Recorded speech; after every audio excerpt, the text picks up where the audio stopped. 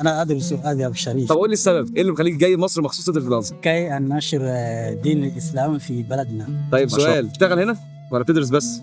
لا أدرس وعندما صرفت من الدراسة آتي إلى الشغل. يعني انت بتدرس وبتشتغل عشان تصرف على الدراسه نعم والسكن. نعم. طب سؤال، السكن تقريبا بكام ايجار؟ 2000 2000 جنيه؟ مع زوجتي وعندي ولد وبنت. المدرسه؟ نعم. المدرسه مصاريفها كام؟ نسبة الدراسية 700 والكتب 700 فقط. طب وربنا بيقدرك في ان انت تعرف تدفع المصاريف؟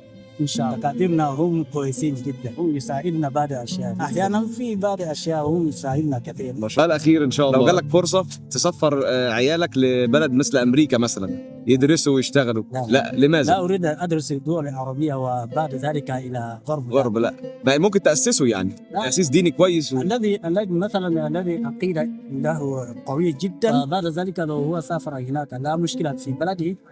أنا جيت هنا أتعلم، بعد ذلك أرجع إلى بلد، لأن الناس يحتاجون دين الإسلام لا يعرفون شيء. لو سافرت إلى أمريكا مشكلة، لا ينفعني ولا ينفع البلد. صح.